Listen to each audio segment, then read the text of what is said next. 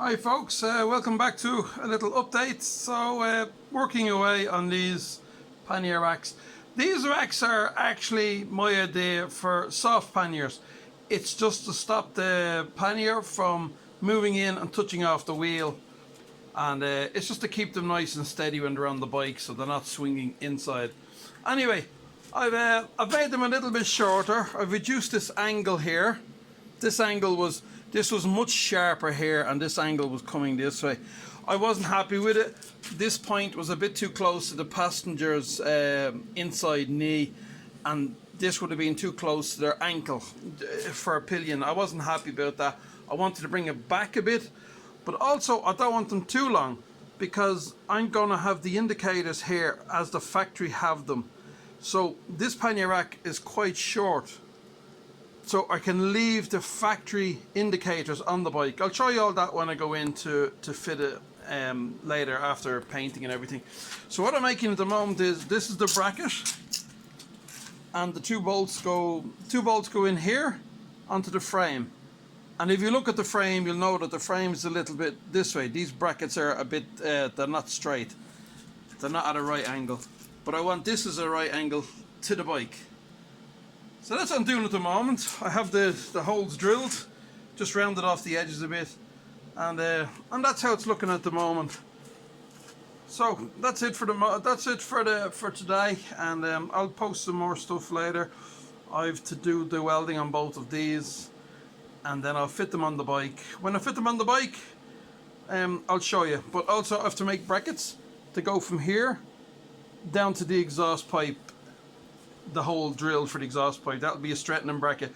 There'll be 3 connecting points altogether, and considering these won't actually be holding steel panniers, they'll only be supporting the throw over panniers. So 3 fixing points should be plenty.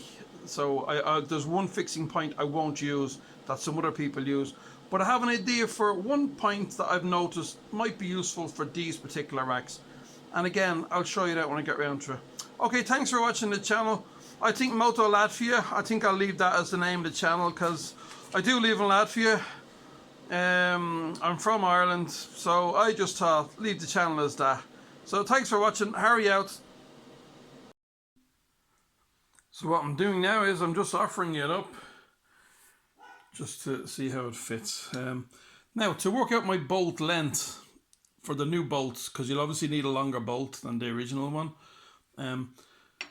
Get a long bolt like this, put it through your mounting hole, and you can feel the bolt coming through, so you know it's come through.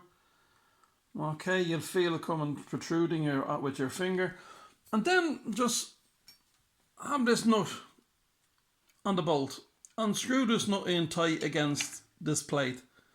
And then, I'll try to do this one-handed, a little bit awkward.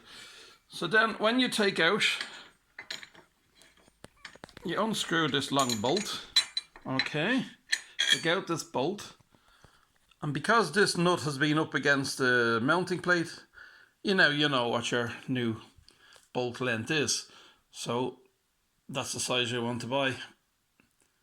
As opposed to, hold on, I'll just reach across here and get one of the originals. You can see the difference in length. So that was the original one. That's the new one, and that's the original one.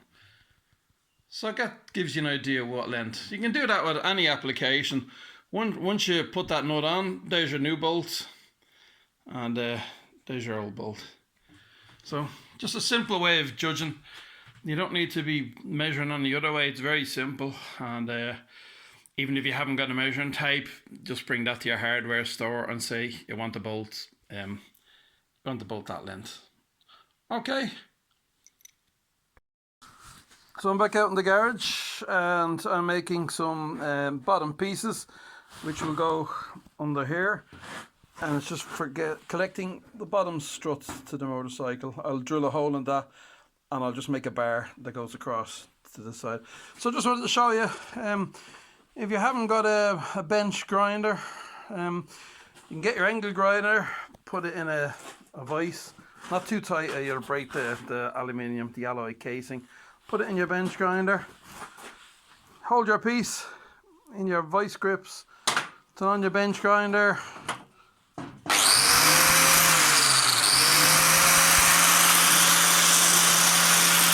then if you hold it here,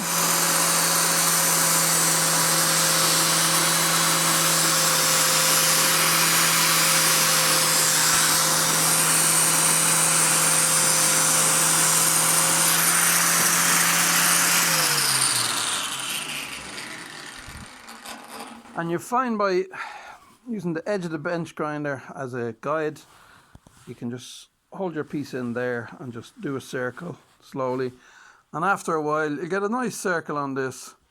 Because this piece, I have one here, this piece is going to go under here like that. Drill a hole and then they connect. So I want this piece to be rounded, and I'll file it down and make it smooth so it's not going to cut fingers or anything like that.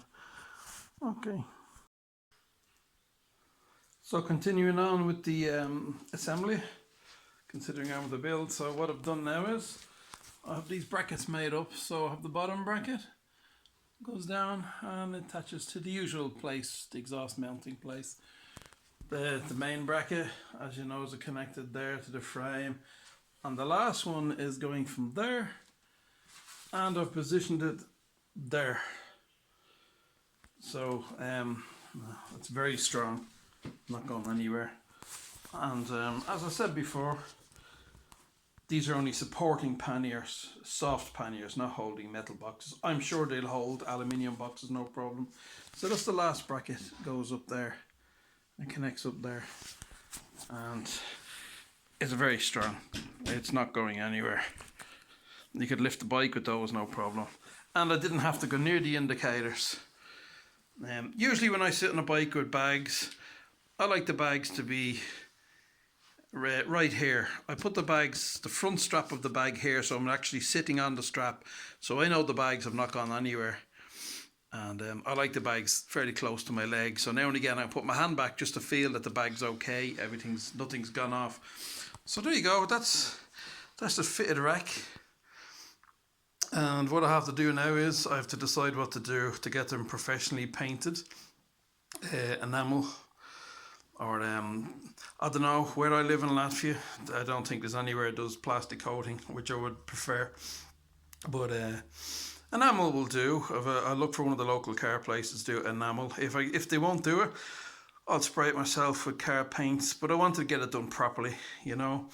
I looked at the option of brushing with a brush and something like smooth version of Hammerite. But I've read online a lot of people have tried that, and it's just terrible stuff. It's not the same quality it was years ago, and it's very hard to do without getting runs and takes ages to dry. So I'll see what I'll do next. Anyway, I'm very happy with progress.